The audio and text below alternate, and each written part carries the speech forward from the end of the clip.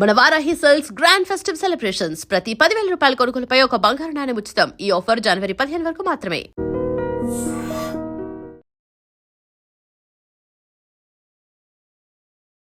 Welcome to I dream. నేను ఉదయశ్రీ. మీ NRI భర్త మిమ్మల్ని విడిచిపెట్టి విడాకుల కేసు వేశారా? అయితే పరిష్కారం కోసం తప్పకుండా ఈ వీడియో చూడండి. మనతో ఉన్నారు ఎన్ఆర్ఐ అడ్వకేట్ జిఎం రావు గారు. మాట్లాడదాం. Hello sir, welcome to our studio. Hello అండి. సార్, ఎన్ఆర్ఐ హస్బెండ్స్ చాలా మంది వాళ్ళతో లైఫ్ లీడ్ చేస్తూ వాళ్ళకి డివోర్స్ కేసు ఎప్పుడో బిఫోరే అప్లై చేసుకుంటూ ఉంటారు. సో అలాంటప్పుడు అమ్మాయిలకి ఏం చేయాలో అక్కడ ఉండి అర్థం కాదు. సో ఇలాంటి కేసెస్ మీ దృష్టికి వచ్చి ఉంటాయి కదా. సో ఎట్లాంటి సొల్యూషన్స్ ఉన్నాయి వాళ్ళకి? ఈ మధ్యకాలంలో ఒక 3-4 ఇయర్స్ బ్యాక్ నుంచి ఇట్లాంటి సమస్యలు చాలా పెరిగిపోయాయి. అమ్మాయిలకు చాలా అన్యాయం అంటే అన్యాయం జరుగుతుంది. ఒకటే మనం ఇంతకుముందు అనుకునే వాళ్ళము, ఇప్పుడు కూడా జరుగుతున్నాయి. కొంతమంది అమ్మాయిలు వాలంటీర్గా హస్బెండ్ని హరాస్ చేయడం అని చెప్పి. కానీ ఇక్కడ జెన్యూన్గా అమ్మాయిలను హస్బెండ్స్ కూడా హరాస్ చేస్తున్నారు. అమ్మాయిలను హరాస్ చేయడం కాదు, ఎట్లాంటి హరాస్మెంట్ అంటే తిట్టక కుట్టక లొట్టలు పిసికినట్టు అని చెప్పి మన తెలంగాణలో సామెత ఉన్నట్టుగా వాళ్ళెంటనే ఉండి వాళ్ళకి డైవర్స్ అప్లై చేస్తున్నారు. ఇట్లాంటి సమస్యలు చాలా అయిపోయాయండి. అంటే ఇప్పుడు నాకు వచ్చిన కొన్ని కేసెస్లలో నుంచి ఒక అమ్మాయికి ఎన్ఆర్ఐ మ్యారేజ్ అని చెప్పి ప్రపోజల్స్ అని చెప్పి మేము కోటీశ్వరులమండి, మేము my Sons have all millions of companies worth companies అది ఇది అని చెప్పి అక్కడికి వెళ్తే అసలు ₹1 వాడికి వాడి జాబే లేదు అడిగి. ఓకే, అంత మోసం చేస్తున్నారు. అమ్మాయి ఏం చేస్తుంది? ఏమీ లేదు, అంటే హౌస్ అరెస్ట్ టైప్లో, ఇంకా వేరే ఎక్కడ చెప్తుందేమో అని చెప్పి హౌస్ అరెస్ట్ టైప్లో. ఇప్పుడు ఇంకో సిచ్యువేషన్లో చాలా వరెస్ట్ సిచ్యువేషన్, చాలా బాధ అనిపించిన సిచ్యువేషన్ ఏంటిదంటే, ఒక అమ్మాయి లవ్ కమ్ అరేంజ్ మ్యారేజ్, అంత కష్టపడి అంత లవ్ చేసుకుని అంత పెళ్లి చేసుకున్నారు. పెళ్లి చేసుకున్న తర్వాత the surprise is that husband ఆమెతోటే ఉండి she came to know later that he is planning for divorce since last 2 years. తనతోనే ఉండి అది కాకుండా ఏదో లైక్ హీస్ ఒక 1.5 year బాబు కూడా ఉన్నాడు ఇప్పుడు. మరి 2 years బ్యాక్ ప్లాన్ చేసినప్పుడు పిల్లలను కనొద్దు కదా. 1.5 year అరౌండ్ 1.5 year పిల్లల్ని కనేసి ఆమెతోటే ఉండి డైవర్స్ ఇచ్చేసి ఒక వాట్సాప్ మెసేజ్ పెట్టేసి వెళ్ళిపోయాడు. అంటే ప్లాన్డ్గా, అది కూడా వెళ్ళేటప్పుడు ఇల్లు మొత్తము అంతా వీడియో తీసేసి there was no domestic violence, there is no cruelty అని చెప్పి వెళ్ళిపోయాడు. ఇప్పుడు ఇంకో సిచ్యువేషన్లో ఏంటిదనంటే, అక్కడే ఉండి అమ్మాయిని ఇండియాకి పంపించేసి ఇమీడియట్గా డైవర్స్ ఫైల్ చేస్తున్నారు. అమ్మాయి హరాస్ చేస్తుందని. ఇంకొకటి కూడా చేస్తారు వాళ్ళు. ఇమీడియట్గా ఏంటిదనంటే, డొమెస్టిక్ ఆమె నన్ను హరాస్ చేస్తుందని చెప్పి రిజిస్ట్రేట్మెంట్ ఆర్డర్ తీసుకుంటారు. ఇట్లాంటి థ్రెటనింగ్స్ వస్తున్నాయి. నా వైఫ్ ఇండియాకి వెళ్ళిపోయింది, నేను వచ్చిన తర్వాత నిన్ను అంత చూస్తానంటుందని చెప్పి మెసేజ్ పెట్టింది అని చెప్పి ఆ మెసేజ్ పైన యుఎస్లో రిజిస్ట్రేట్మెంట్ ఆర్డర్ తీసుకుంటున్నారు అమ్మాయి పైన. సో ఆమె మళ్ళీ అతనితో జాయిన్ అవ్వలేదు. ఓకే, సో ఇట్లాంటి సమస్యలు చాలా అంటే చాలా పెరిగిపోయాయి. దీన్ని మనం ముందే పసిగట్టాలి. ఒకవేళ జరిగిపోయింది అనుకోండి, మనకు అమ్మాయికి ఉన్న రెమెడీస్ ఏంటి? పాపం లైఫ్ అయితే పోయింది. ఇప్పుడు ఒకసారి విడిపోయారు అని అంటే ఆ పిల్లోడిని ఎవరు చూసుకోవాలి? ఏంటి అసలు ఆధారం అని అంటే పర్వాలేదు, తను కూడా వర్క్ చేసి ఏదో చేస్తుంది. కానీ ఆ రిలేషన్షిప్ లో ఇంత డిసీవ్ చేయడం ఏంటి, ఇంత మోసం చేయడం ఏంటిది అర్థం కాదు. ఇట్లాంటి వాళ్లకు డెఫినెట్ గా పనిష్మెంట్ అనేది చేయాలండి. ఆ పనిష్మెంట్ చేయడానికి అక్కడ వీలైతే అక్కడ యుఎస్ లో ఎన్ని అటార్నీస్ కి కన్సల్ట్ చేసి అక్కడ ఏమన్నా క్రిమినల్ ఏమన్నా చేయగలుగుతామా పెట్టొచ్చు. అండ్ నెక్స్ట్ థింగ్, ఇమీడియట్ గా ఇండియాకి వచ్చి ఈ మోసాన్ని క్రిమినల్ కంప్లైంట్ కింద ఫైల్ చేయాలి. ఓకే, ఒకవేళ అక్కడే ఉంటే హస్బెండ్ అక్కడే ఉన్నాడు, హస్బెండ్ అక్కడే ఉంటారు కూడా, వాళ్ళు ఇక్కడికి రారు. అక్కడే ఉండి మన పవర్ ఆఫ్ అటార్నీ ద్వారా ఇక్కడ డివోర్స్ ఫైల్ చేస్తారు కొంతమంది. అక్కడ డివోర్స్ కాదు, అక్కడ డివోర్స్ ఎట్లాగో మన ఇండియాలో వ్యాలిడ్ ఉండదు. అక్కడే ఉండి పవర్ ఆఫ్ అటార్నీ ద్వారా ఇక్కడ మనకు డివోర్స్ ఫైల్ చేస్తున్నారు husband against the wife. Okay, so ఇప్పుడు వైఫ్ ఏం చేయాలి ఇట్లాంటి సిచ్యువేషన్స్లలో? She has to file a very very strong criminal case. Okay, ప్రతి అమ్మాయికి నేను మళ్ళీ ఒకటి చెప్తాను, ఇది ఏంటిదని అంటే, మీరు పోలీస్ వాళ్ళ దగ్గరికి వెళ్ళారనుకోండి, సరే అమ్మా ఇట్లా కాదు ఒక పేపర్లో రాసి ఇవ్వండి అని అంటారు. ఒక పేపర్లో రాసిస్తే ఆ కేసు నిలబడదండి. ఈ పోలీస్ వాళ్ళు కూడా అట్లా డిమాండ్ చేయకూడదు. ఉన్న ఫ్యాక్ట్స్ అన్ని పెట్టాలి కంప్లైంట్ అంటే. అక్కడ క్రాస్ ఎగ్జామినేషన్ లో ఇది చెప్పలేదు అని చెప్పి కేసు పోతుంది. సో ఈ అమ్మాయి ఎవరైతే ఉన్నారో ఆవిడ కంప్లీట్ పిక్చర్ అనేది అక్కడ ఏమేం క్రుయాలిటీ జరిగింది, ఎప్పుడు జరిగింది, ఎలా జరిగింది అనే డీటెయిల్ గా రాసి ఆ డీటెయిల్డ్ కంప్లైంట్ నే ఫైల్ చేయించాలి. కంప్లైంట్ అనేది చాలా స్ట్రాంగ్ ఉండాలి. ఓకే, క్రిమినల్ కేసు కింద ఫైల్ చేయించాలి. క్రిమినల్ కేసు కింద ఫైల్ చేయాలి. Will see the criminal remedies and civil remedies.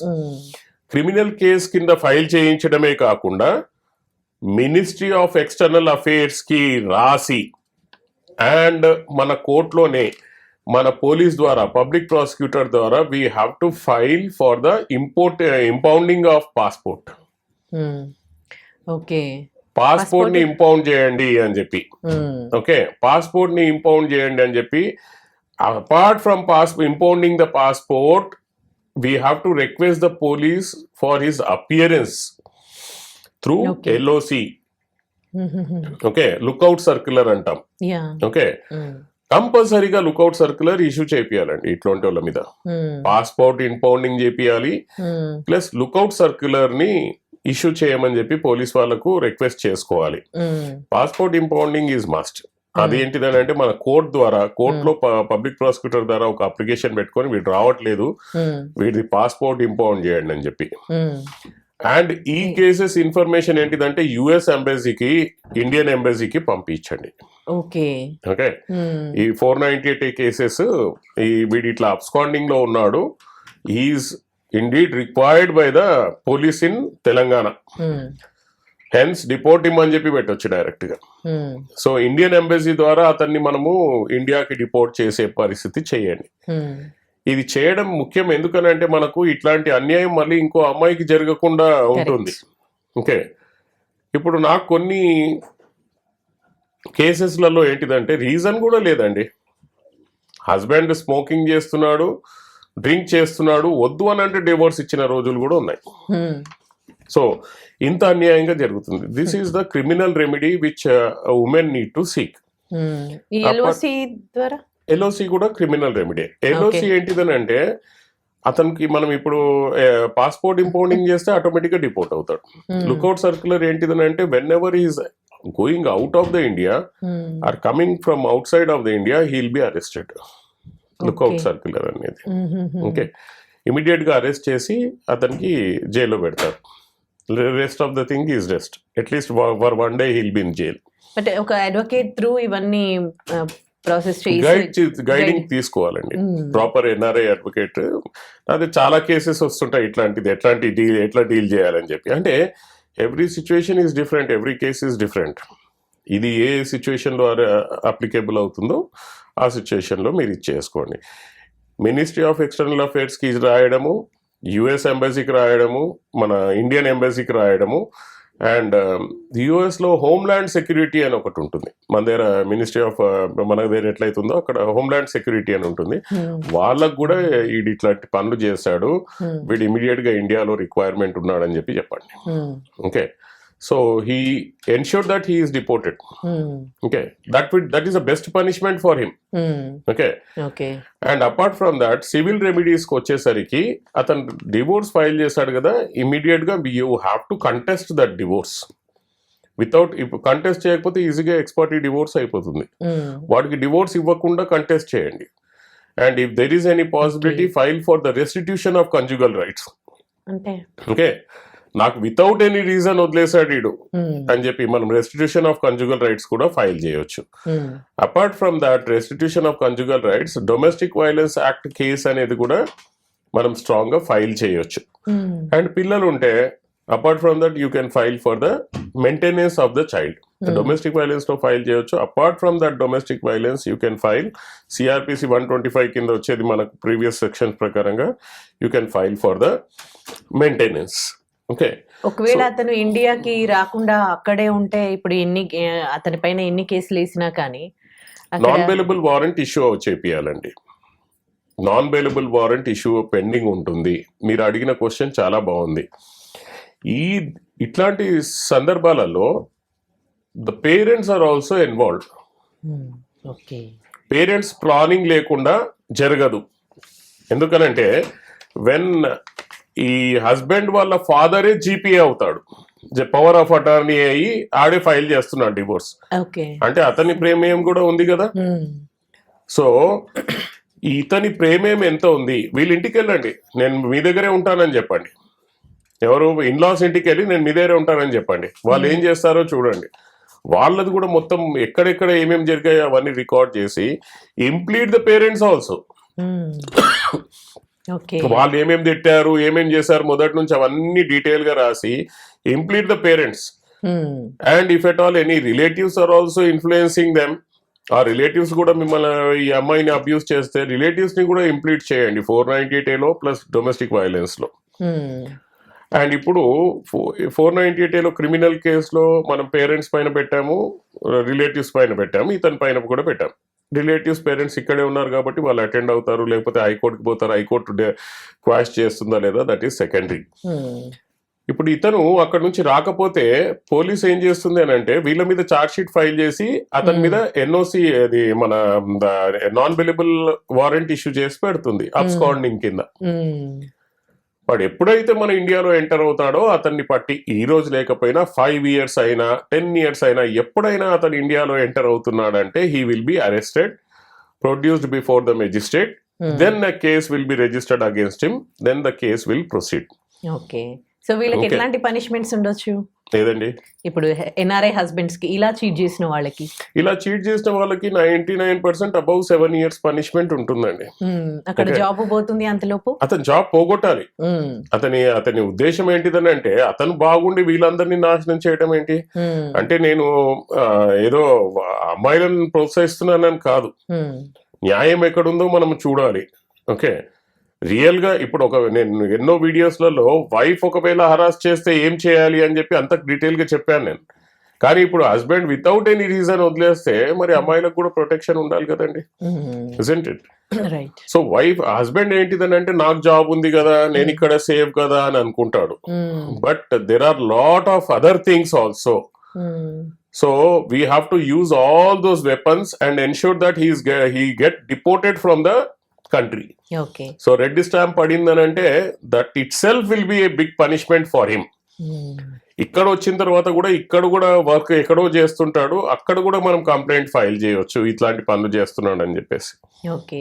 ఇప్పుడు ఎన్ఆర్ఐలు ఇలా రకరకాలుగా అమ్మాయిల్ని మోసం చేస్తూ ఉన్నారు కదా, ఎన్ఆర్ఐలను పెళ్లి చేసుకునే వాళ్ళు, అంటే మీ ఎక్స్పీరియన్స్ లో చాలా రకాల మోసాలు చూసారు కదా, ఎన్ఆర్ఐలను పెళ్లి చేసుకునే ముందే వాళ్ళకి సంబంధించి అంటే ఎట్లాంటి వాళ్ళకి ఎలాంటి సజెషన్స్ ఇస్తారు మోసపోకుండా ఉండడానికి? ఇప్పుడు కొన్ని మనం అనుకుంటాం మేడం, లైక్ ఈ సజెషన్ వర్కౌట్ అవుతుంది, ఆ సజెషన్ వర్కౌట్ అవుతుంది అని చెప్పేసి. అంటే as a spiritual person even this thing I will relate with the కర్మ.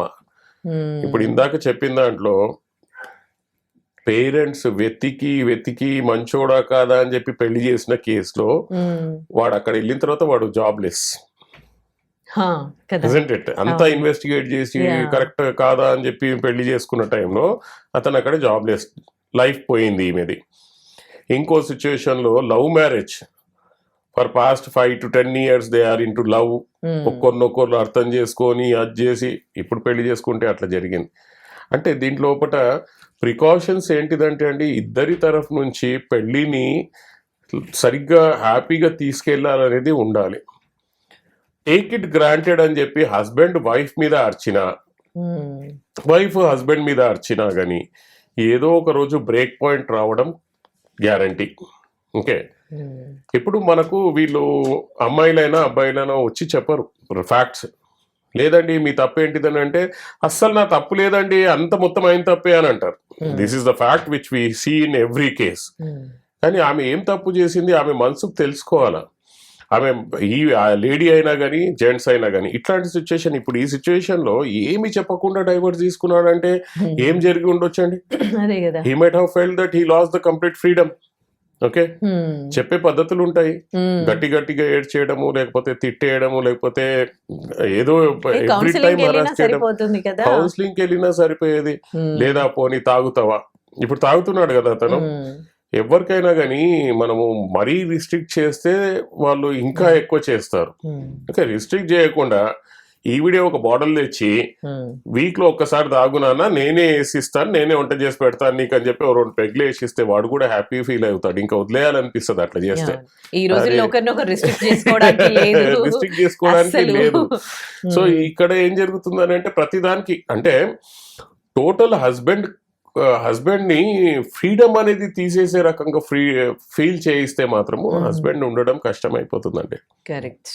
సో దాన్ని మేకప్ చేసుకుంటూ రావాలి. పెళ్లి అనేది 100 years లైఫ్. 100 years ఉంటాము, కలిసి ఉంటాము, నిన్ను వదలనని చెప్పి మనము ప్రామిస్ చేసుకుంటాం పెళ్లి టైంలో. కానీ ఇట్లాంటివి వచ్చేసరికి అసలు నువ్వెవరు నేనెవరు. అసలు ఈ కేసులో ఇప్పుడు మనం డిస్కస్ చేసిన కేసులో 1.5 year పిల్లోని కని వాడు వదిలేయడం ఏందండి అంటే ఆడు కనక ముందే ప్లాన్ ఉన్నది. Is a completely cheater. So ఇట్లాంటి వాళ్ళకి మాత్రం కంప్లీట్ గా పనిష్మెంట్ ఉండాలి. అసలు ఇట్లాంటి వాళ్ళ గురించి స్పెషల్ లాస్ ఏమన్నా తీసి ఇట్లాంటి వాళ్ళని లోపల వేయడమే best.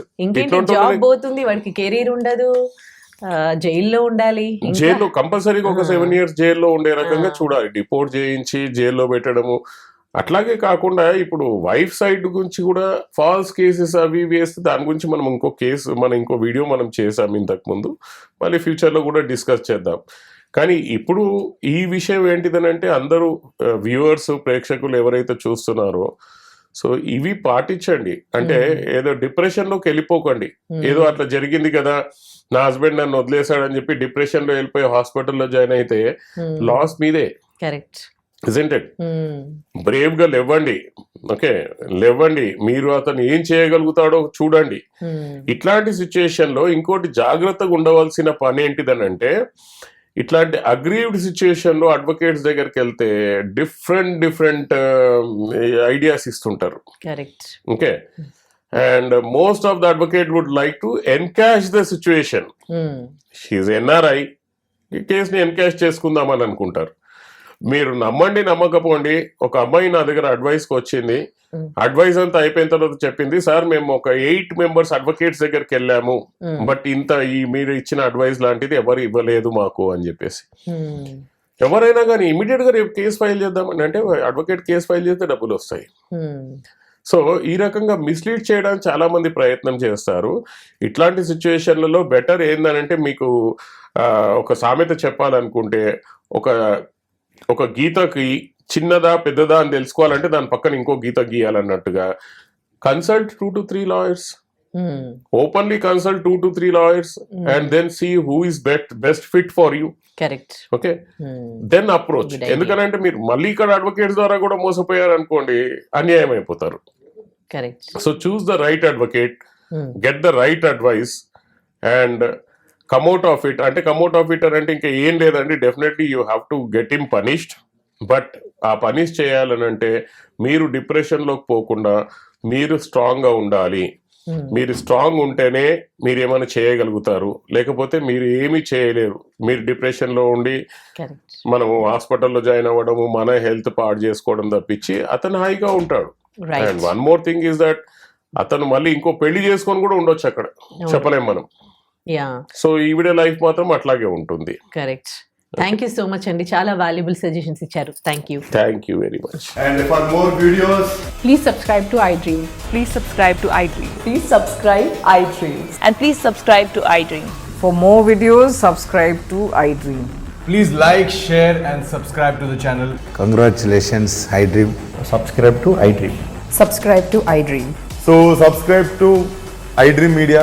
iDream ki iDream team andarki huge congratulations. Please subscribe iDream Media. Please subscribe to iDream. Subscribe iDream. Please subscribe to iDream. iDream అంటే నా కళల ఛానల్ను సబ్స్క్రైబ్ చేసుకున్న నోరు తిరుగుతలేదు, మీరైతే గంట గుర్తు కొట్టండి. For more such videos, please subscribe to iDream. Subscribe to iDream. Please subscribe to iDream. Please subscribe iDream Media. Please do subscribe to iDream. Please subscribe to iDream Media. For best entertainment and information, please subscribe iDream. And don't forget to subscribe to iDream.